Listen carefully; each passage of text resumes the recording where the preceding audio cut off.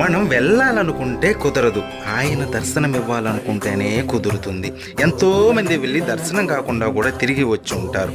మీకు రహస్యం చెబుతాను, వినండి.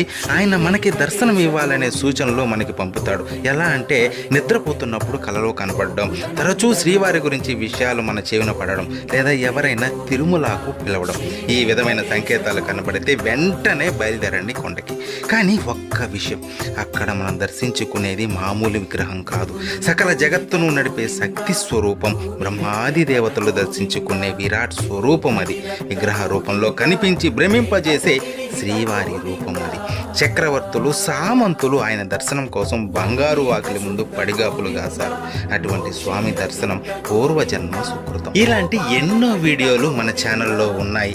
సబ్స్క్రైబ్ చేసుకుని వాటన్నిటినీ వినండి. శ్రీవారి దర్శనం మీరు ఎన్నిసార్లు చేసుకున్నారో కామెంట్ చేయండి. ఓం నమో వెంకటేశాయ.